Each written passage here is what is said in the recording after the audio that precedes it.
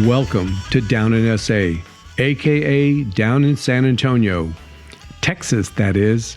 Here you will be a part of the lives of the cool kids who grew up here in the 60s, 70s, and 80s. From the music, culture, society, Big Red, hippo sodas, and breakfast tacos, you will learn the cool elements of our hidden society. So grab a long neck or a shot of tequila, light up a doobie, and say, screw the Alamo. This is who we really are, the cool kids down in SA. Sounds really crazy, man.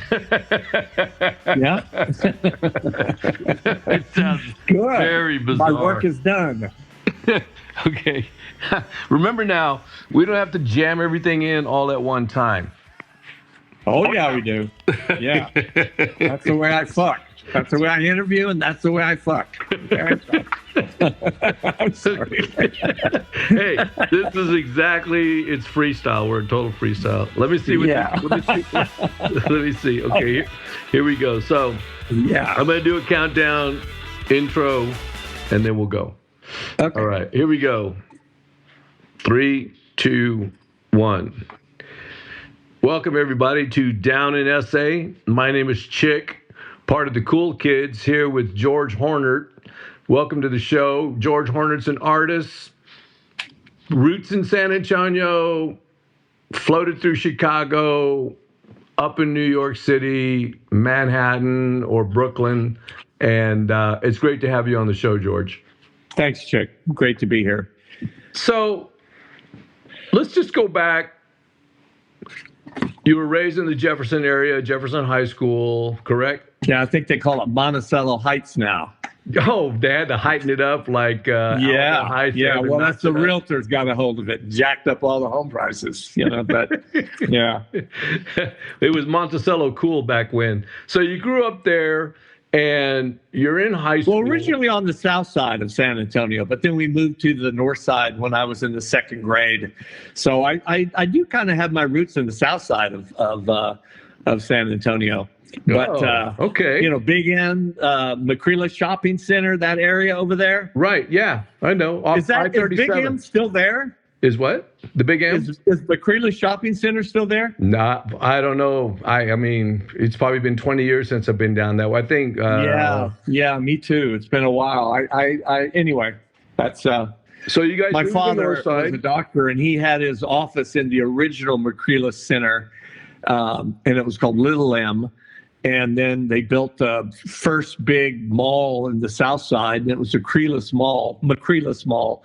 And anyway, we lived a few blocks from there, and I'm very fond of that area. But we moved to the north side, pretty close to Jefferson High School, and that's really where I grew up. So you're growing up there, and you graduated from Jefferson High School. Do you 1969? Mighty fine. Perfect year, man. Just the oh yeah. That's the best direction in lovemaking a person can go with others. But, so you as you're coming into your senior year, Vietnam War's going on. You're looking at what in your future? Do you drive yourself? How do you move yourself into the art world? Were you already captivated by some teacher in Jefferson High, or how did you move into that area? Well, my house and my grandparents' house. It was always full of art. Not necessarily the art that I really liked all that much, because it was a lot of Western arts in our home, like Western art and blue bonnet paintings and that sort of thing. My grandparents' house. My grandfather was Colonel Horner, and he was the publisher of the Lights newspaper there in San Antonio, which was a Hearst publication. I think it's the San Antonio Express. Right. They combined the Light with the Express and then got rid of the Light name. But anyway, he was a collector of Porfirio Salinas paintings. And Salinas was based in San Antonio, and he was the first Mexican American artist to achieve national prominence. So when Kennedy was assassinated on my father's birthday, actually, November 22nd, I remember my father telling me that was the best birthday present he ever received. I was like, what? Dad, that's fucked up, you know? But he was a staunch Republican. He hated the Kennedys, and we were just polar opposites when it comes to politics, but that's a whole nother story. But anyway, they collected Salinas paintings, and when my grandparents passed away, I inherited a really lovely one that I still have hanging in my house. It's Texas Hill Country with blue bonnets and live oaks. It's gorgeous. It has a big old gaudy gold frame all the way around it. It's quite lovely. But that's kind of the work. That's the environment that I kind of grew up in. I was surrounded by art, but it's kind of very conservative art, and my love of comic books, and then especially my discovery of underground comics in about 1968, 69 really changed the course of my art, my love of art. And right. I was drawn more towards pop art and contemporary art. And I particularly loved pop art, because it all came out of the comic books anyway. Yeah. And in junior high, I went to Horace Mann, kind of another school. It was Woodlawn Elementary, then Horace Mann, and then Jefferson, and then college, Southwest Texas and San Marcos, which is now Texas State. But and I had a double major when I went there. It was art and theater, art and drama. But in junior high and at Horace Mann, my homeroom teacher was Mr. Scott, and he was the art teacher. So he had a big influence on me as well. And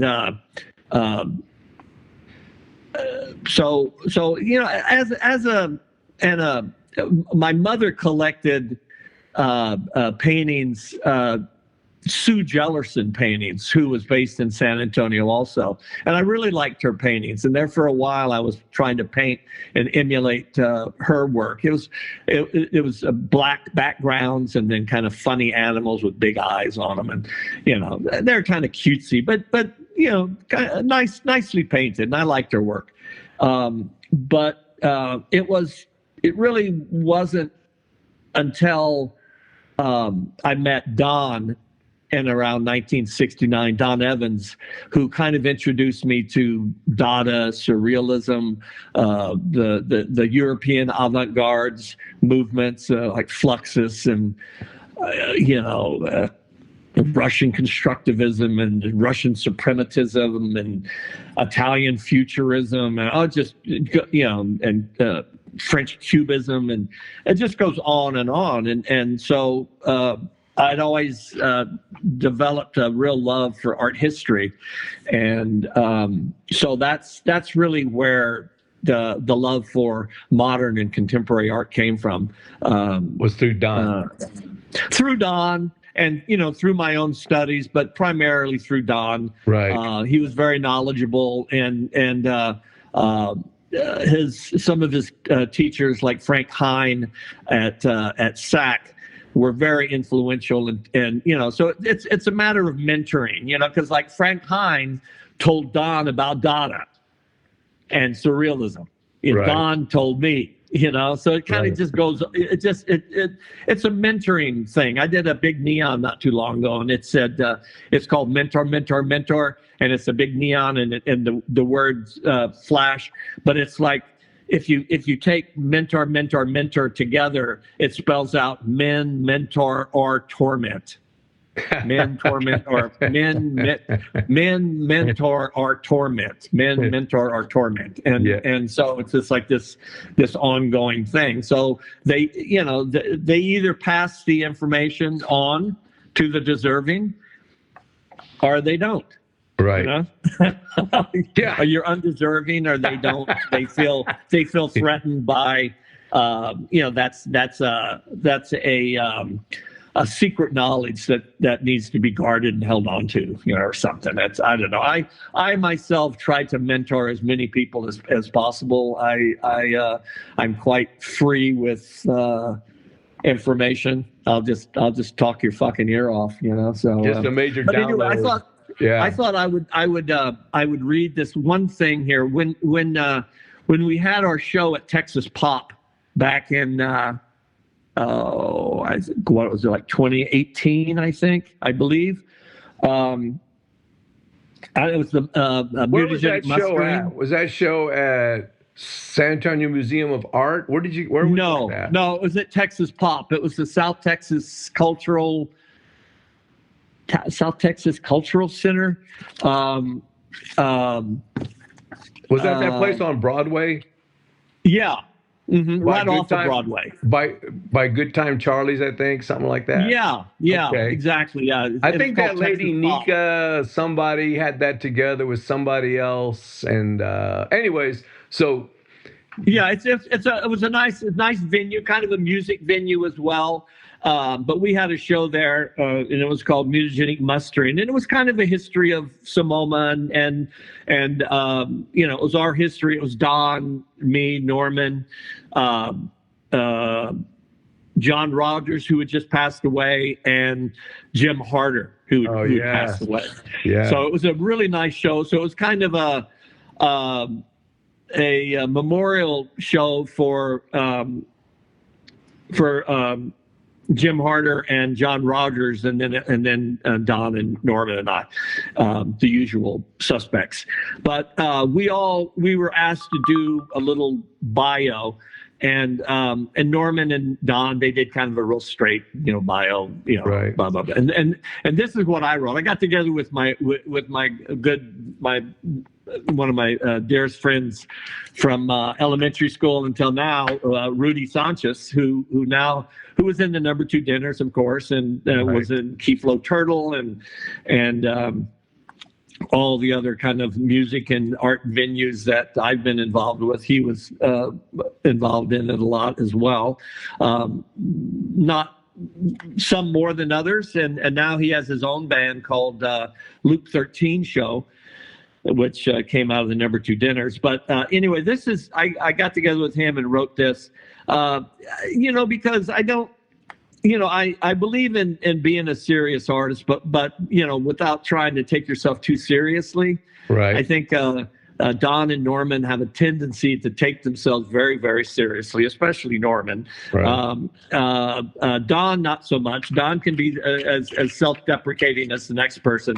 But anyway, this is what I wrote. I said, the best advice George Horner ever received was, don't give up your day job, and duck when the monkey throws the shit. Considered a child prodigy and genius by no one except himself, George was born in Dallas because he wanted to be close to his mother. However, he was reared in San Antonio and in many men's bathrooms throughout the state. He co-founded the first artist-run gallery in San Antonio in 1978, Sonoma, where he was guaranteed a show. George often performed nude in the legendary Key Flow Turtle group until he sat on one too many splendored wooden benches. Plus, the audience demanded that he put his clothes back on. In 1979, George moved away, and San Antonio hasn't been the same, thank goodness. He left, leaving his mark on the city, but a little soap and water and a stiff brush should remove it. George currently lives in Brooklyn under a bridge he bought there. I create to make the world beautiful to live in. Otherwise, people would live in misery without my art. If everyone was like me, the world would be a beautiful place. But enough about me. What do you think of my show? Anyway, that's what I wrote. That is so well summed up, and I've known you for 30 plus years easily. Yeah. And we've known each other for 50. We've known each other for 50 years, I think. Yeah, you're right. You are right. Yeah. Because I had my 50th class reunion 2 years ago, I think. So we've known each other for like 51, 52 years. Oh yeah, absolutely. Yeah, we met at the Time Machine when we both worked there, and that was the early 70s. Yeah, so, 73, I think. So let me get to Yeah. the structure of you go to school at Southwest, you're a Yeah. Bobcat, you Oh meet God. Don, Lenny Bobcat. and them were all floating around. The Yeah. Well, community, they were all at UT. right. But Frank was at Southwest Texas. I think a lot of people were at SAC. right, We kind of splintered in '69 when we all went off to college. Leonard and Bart went to UT. Um, uh, my girlfriend Jan Gonzalez at the time and her sister Kay they all went to Southwest Texas, and both of my brothers went to Southwest Texas. So I kind of just followed suit. Right. I had no preference. I kind of wanted to stay behind and go to SAC. right. But All of you were lined up on I-35, so you guys were all still within reach of each pretty other. much. Yeah. Exactly. Yeah, you guys were all still lined up on I-35. I like that. So Yeah. so you go and so are you studying art at college? Okay, so you're studying art. Yeah. You meet Don, you guys get this collective, you're crossing one another. And in San Antonio, so it has the Whitty, the McNay. I don't think the San Antonio Museum of Art was built yet, right? No, it was not. It was only the Whitty, the McNay. What other facility was there? Primarily just those two, right? Yeah. They were definitely the major art institutions. Maybe the Institute of Texan Cultures, if you want to consider their galleries there as being like a place where you could go and see art, right? Because that was from yeah, that's true. That's true. I know in the German section there was a big picture of my great grandfather George hanging in the. He was one of the captains on Company One, which was the first volunteer fire department in San Antonio back in the 1860s, something like that. They were located there behind the Alamo, right? I think so. Yeah. Yeah, I think so. I'm not really sure. Probably it sounds about right. Yeah, because he had a bar here in San Antonio. It was called George Horner's Bar, and it was located on. I think it was on Commerce, I believe. It's no longer there. The street, when they widened the river, they took this. They took that whole block off. Took the whole block out. So, in the old pictures of San Antonio, you can see it. Anyway, yeah, I studied art. Wasn't really serious about it. In the early days, I had no real direction. I didn't really know what I was doing. Right. I know I didn't want to paint bluebonnets and Western art, so I knew what direction I wanted to go, and it was not in a sort of Texas landscape, Western tradition. So let's get to yeah, I had some good teachers, and I remember one teacher at Southwest Texas saying something like, in 20 years or even in 10 years, I can't remember what he said. It might have even been 5 years. 99% of you in here will no longer be making art. And that really stuck with me, and that was like, I was just kind of determined to be that 1% person that still made art when I'm 74 now. I'm still making art, right? So I think out of just about the only thing I took out of my studies at Southwest Texas was that odd comment that one of my teachers made, and it really stuck with me. Yeah, that is a powerful statement to make. Yeah, it's pretty powerful. Well, let's get into the underground, because we both grew up in San Antonio. Yeah, there was the Good Government League, right? There was LULAC. There was like La Raza. There was the countryside, be it the south side. Of course, there's the east side. Everyone had their segregated worlds. They had their conservatism. But you and a group come along and you, one, pop culture, two, go into an underground movement, creating shows like Key Flow, right? Metagenic Mustard. Like, tell me a little bit how you guys came to say, let's paint this picture of who we are. And we know there's people out there that want to be a part of what we architect, and we want them to join. How did this come about, and where were you guys establishing these facilities? That's an interesting question. Just take one at a time. Just take one at a time if you want. Like, how did Key Flow Turtle come about, and what was that about? Yeah, well, Key Flow Turtle, I think, was really originated by Dan Withers, and Dan Withers was a really interesting character. He studied under Segovia. Mm-hmm. You know, the Spanish flamenco guitarist. Yeah, and he was a really an incredible guitar player, but he eventually left Segovia's tutelage. He felt he did not have it in him to continue the legacy of Segovia, and he somehow wound up in San Antonio, and he there for a while he was painting all the signs at Playland Park when they, before they tore down Playland Park, and they revamped it. He was the one that was painting the woman on the hot dog and all the kind of all the real surreal signage that I'd love to go to Playland Park and see, and he started Key Flow Turtle, and kind of came out of the Dada tradition of the cabaret. That came out of the Cabaret Voltaire that was founded in Zurich right after World War II, or right after World War I.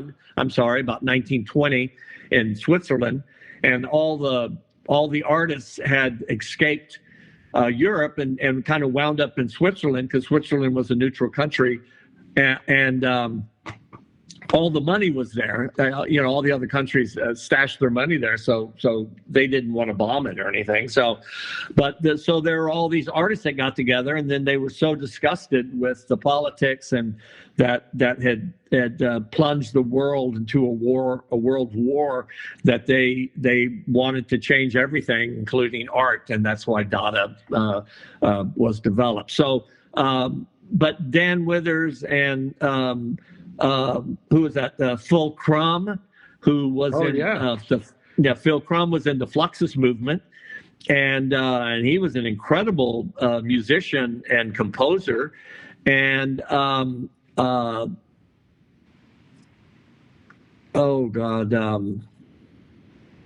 Henry Stein was in San Antonio. He's still in San Antonio, and he was Dan Withers' best friend until he ran off with Dan Withers' wife. And then that made things a little complicated. Hey, shit happens, right? Small town San Antonio. That always happens. Yeah, a little bit. But Dan was very interested in art history as well. And so he put together this with Frank Hine, and as well. And Frank Hine was in Key Flow Turtle in the early days, and so he formed this troupe, and somehow we got involved in it. And I'm not really sure. Probably, definitely through Dan, but I'm trying to remember how we met Dan. I think it was Dan. We met Dan through Jim Harder and through Don, I think. And but Key Flow Turtle was really interesting, and we performed it at bars, and there were these short artistic little skits, like Don and I did this thing. We were dressed up as Japanese warriors, and we were the Bonsai art group, and we stood on stage and with an art history book, and we tore pages out of it and stabbed it with knives and stuff. We destroyed the isms of art. That was you know what I mean. Then there was the Johnny Jackie hamburger happening where we reenacted the assassination of John F. Kennedy, and I played Kennedy, and Don was Jackie originally, but then my girlfriend Kathy Block became Jackie in the pink dress and the pink pillbox hat. Right. And underneath her dress, she had a loaf of bread. And when I was assassinated, she had a Jackie mask, a plastic mask on, and I had a plastic Kennedy mask. And when the rat assassin jumped on stage and assassinated me, when I fell to the stage, my mask fell off and it was full of bologna, like sliced bologna. And then Kathy reached under her dress and pulled out the loaf of bread, and then she started making bologna sandwiches with the bologna that fell out of my head, and then they passed it out to the audience, and they sat there and ate bologna sandwiches. So that was another skit. So that was just at this time that was underground performance art in San Antonio, absolutely. Moving from venue to venue. Yeah, they knew the venue. It was definitely performance art. It was art based. Shock value. Right. The show always ended with me as the geek, and I would bite the head off of a rubber snake with a mouthful of grenadine that looked like blood, and then that would be the end of it. There was a lot of Frank Hine, I remember him and a couple other people, 4 other people, they made these big wooden fish out of cardboard, and they sung the Star Spangled Banner by gargling water, just weird stuff, just off the wall, Dada inspired wild stuff that people actually loved, and they responded to it really well. I think we did it at Proof Rocks bar that was over there by Brackenridge Park. Yeah, Brackenridge Park. It's torn down now, unfortunately. But right. It was like on the street as you would go down to go to the main part of the zoo entrance, right? Yeah, on that corner there. Exactly. Right. Yeah, and I think it became the Bombay Bicycle Shop years later, and that became like a real popular bar. Yeah, I think so. Or because I remember. You may be right. I'm not sure about that. I think so. Right. And then Phil Crum did Dickie Presto's apocalyptic skit where he was dressed up in a monkey mask and kind of foretold the apocalypse, and so there were some skits that were rather dark, and other ones that were very funny. That was Don's light suit dance. Right. That was I remember that one. Homage to Atsuko Tanaka, who was a Japanese artist that used light. He or she, Atsuko. I can't remember if it's a woman or man. I think it was a woman, actually. And she made, or the artist made the suit out of different light bulbs and that sort of thing back in the 50s. Right. And then Don, I stole a bunch of Christmas tree lights from my parents, and we made a light suit for Don. We wrapped Christmas tree lights all over his body, and then he did a dance to I don't know, Rainbow Bridge or something, some music. But it was quite beautiful. It was really nice. And then I had a suit with broken pieces of mirror on it, and there towards a couple of skits, I would get on stage behind Don, and then the lights from his light suit would reflect off the mirror and then shoot them out into the audience, and it was pretty interesting, pretty interesting fun. But you know what killed that was the Gong Show. Around that time, the Gong Show came on television. That's right. And then everyone just kind of thought we were just doing the Gong Show, and we were like, "No, we're doing Cute Little Turtle." Yeah, we were before Barris. Yeah, we were before the Gong Chuck Show. Barris came out with the Gong Show, and who knows? he might have sat in there one day just going through San Antonio and go, I got an idea, and then took off. Who knows? Who knows? But there was something floating in the air. But we kind of had to sort of end Key Flow because it was kind of like, well, we did it for a number of years, and it ran its course. Right. And it tried to be revised a couple of times, but it just kind of things run their course. Sure. You know what I mean? Well, let me ask you one last question. That was a lot of fun, but that was and we performed it in Austin once, but for San Antonio in the early '70s, that was pretty radical. Very. That was pretty radical for any place in 1970, I think. But there was a lot going on in San Antonio, and but for whatever reason, there were just a number of artists that had congregated in that area. There was Charles Winan. Charles Winan was around also, right? And he was quite the character. My God, he was I think he sued the Rolling Stone newspaper because they said that he was somehow involved in the Manson murders or something, and really weird. Yeah. And he sued him, and he had nothing to do with Charles Manson. But and then once we heard that, we said, "Oh God, we got to give him a show at Sonoma." So we gave him a show. So let's do this. I want to close out with one more question. Okay. And then we'll go into a part 2 and bring our audience into Sonoma. Okay. So the question I have for you. Yes, so Key Flow Turtles out there doing this performance art, very avant-garde, extreme one ends to the other. What publication, if any, when you talked about family heritage, owning the San Antonio Light, the Express News was around. I don't know what, maybe Sam Kendrick's magazine was around back then, but who was writing, if anybody, articles about Key Flow Turtle? I mean, it wasn't like KSAT or Ken's was going to come out and shoot some video and go, oh, this, avant-garde group of artists from San Antonio, was there anybody publishing what you guys were doing? Very little. I think there were probably a couple of articles in the paper. There was when we performed in Austin, there was something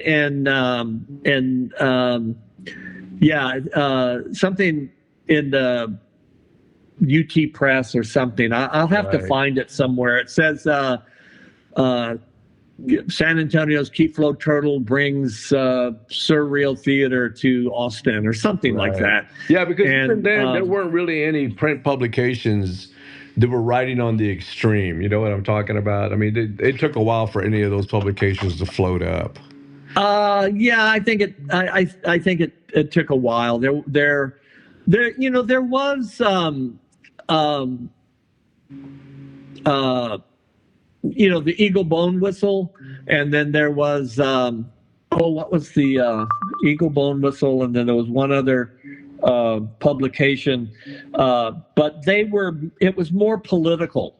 But Don, but it wasn't Eagle Bone Whistle was the first one, and then the other one, oh, why is my mind blank right now? God damn it.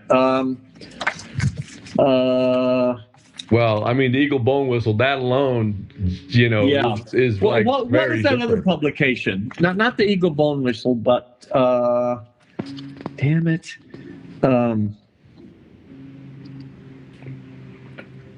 Well, anyway, we'll pick it up. I can research that. We can talk about it before. But Don and John Rogers, and then I had some. Norman had some art in it. I had some art in it. Those, that was the only other kind of. It was like a free press, right? And they did. We published Theater Without Breath, which was a manifesto that Don and I wrote, and that was published. So and then in the centerfold would be these wonderful big detailed drawings that Don would do, or John Rogers did them as well. I think Norman maybe had one as well. that was really kind of about it that I could sort of think of. Right. As far as like publications, I think there were some like music publications, but that came a little bit later when the number two dinners kind of kicked more in. Like the clubs and live acts, and then they'd write critique. Yeah, there was more like, because there was a big music scene for sure in San Antonio. So we're going to close this section of our interview here with artist George Horner. We will be back with part 2 right after this.